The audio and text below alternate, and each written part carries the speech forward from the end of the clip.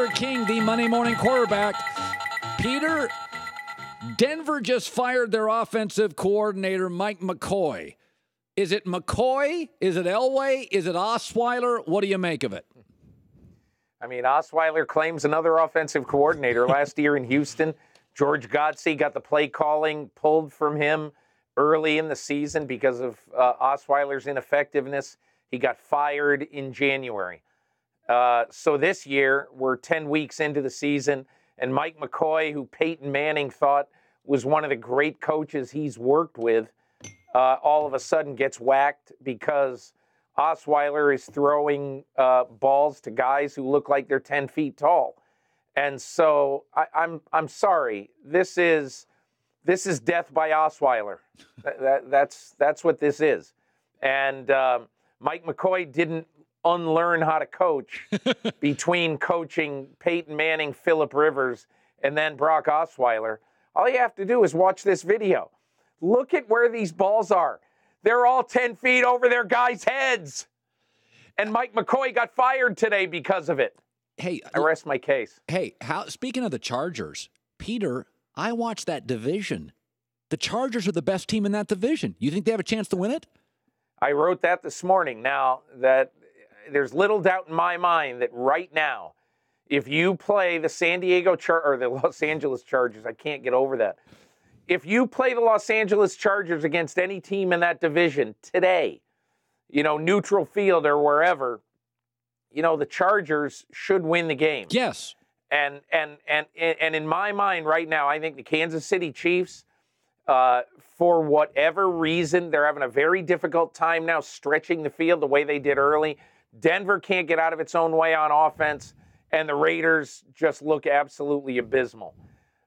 The Los Angeles Chargers have a short passing game. They have a deep passing game. Danny Woodhead is back healthy. Phillip Rivers feels great. And their defense with Bosa and Melvin Ingram, especially Bosa, you said it a couple of minutes ago. Joey Bosa is a relentless dude. He's like John Randall, the way John Randall used to play. Just kind of this crazy guy when the ball is snapped. Takes no plays off. Colin, they're 2 games back, and they'd probably have to win a game in Kansas City, to win this division. But I don't know. They may have to beat Dallas in Dallas on Thanksgiving on a short week traveling halfway across the country to win this division too. But right now, I think they're the best of the 4. By the way, let's shift to the Cowboys and the Eagles. So much of this league is about attrition and coaching up. For instance, Belichick, his record is better every month in the NFL. He coaches up a defense. They're now better now. Let's look at Philadelphia. Peter, they're missing some pieces now, but it looks like post-Thanksgiving, they could be getting them back. This team in Philadelphia, to me, health-wise, may be better in a month than now. You think there's a shot at that? I think there is. I mean, look, they're going to be in trouble at left tackle because they're not replacing Jason Peters. But elsewhere on their offensive line, they're in great shape. And Colin, I think one of the most interesting things about the NFC pennant race, and look, the NFC East is over. But one of the most interesting things about the NFC East, the NFC pennant race, is that at a time when most teams are getting banged up and having to take guys off practice squads, the Eagles have got Ronald Darby back, and he played very well yesterday, and could be getting the second best corner in this draft this year, back from the Achilles he tore in March, Sidney Jones. And if he comes back, let's say for the playoffs even, imagine if Darby and Sidney Jones, relatively speaking, are fresh entering January. I mean, nobody gets 2 corners back late in the year healthy in a passing league. So that's another plus in the Philadelphia column. Okay, tonight we have a very interesting Monday Night Football game. First of all, the Saints are for real. They're running the heck out of the football. We know they're well coached, and we know Breeze is a Hall of Famer. Now they're running the football, getting a pass rush. Carolina, to me, is outside of their O-line. I've loved their personnel for several years. Here comes Atlanta tonight. there is a narrative, and I think you actually, Peter, touched on this before the year. I believe it was you. You said, be very careful with Seattle.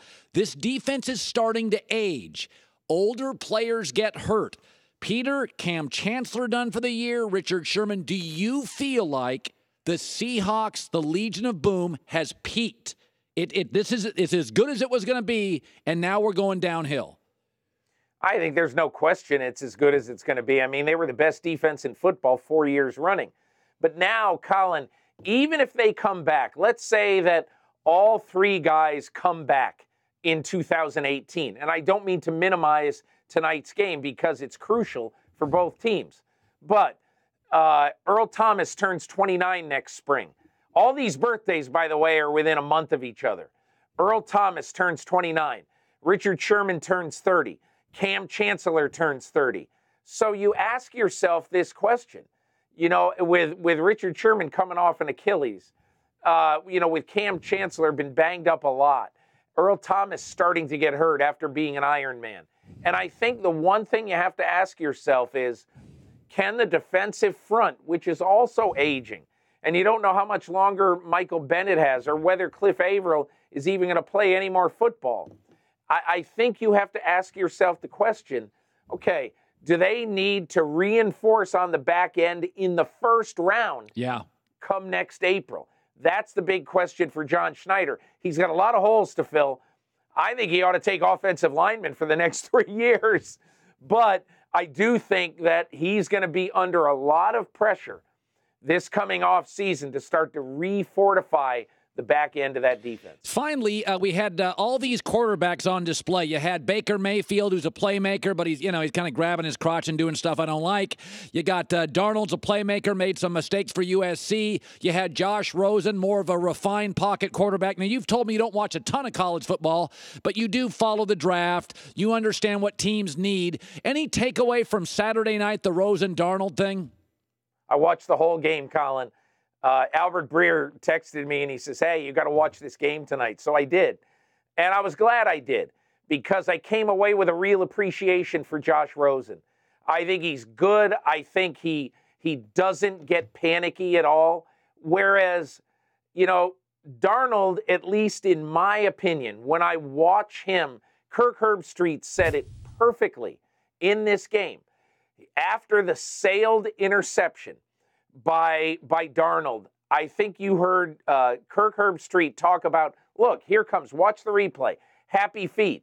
He's a little bit too nervous back there. Here it is, the sailed throw. And even though that throw was a completion, you watch his feet, he just looks a little bit too, I don't want to say nervous, but that's what he looks like back there. Yeah, he plays and look, I'll just say this, Colin. In no way would I ever say this guy's not going to be a good quarterback in the NFL because I just don't know. But in my opinion, there's the sailed interception. In my opinion, what you're seeing is a guy who needs a little more time in AAA baseball. And after one more year of AAA baseball, I think he could be Aaron Judge. But I think rushing him into a situation, especially, can you imagine if Cleveland picks him? Oh, geez. The pressure that would be on him in Cleveland. And again, I have absolutely no idea who Cleveland likes. But just from watching that game the other night, I would say that Rosen is better. And just watching highlights, man, that Mayfield is pretty good. He's a little short, but he's pretty good. Thanks for watching. Subscribe here to get the latest from the show. Also, be sure to check out more of the best clips from The Herd or go watch a few segments from the newest show on FS1, First Things First, with Chris Carter and Nick Wright.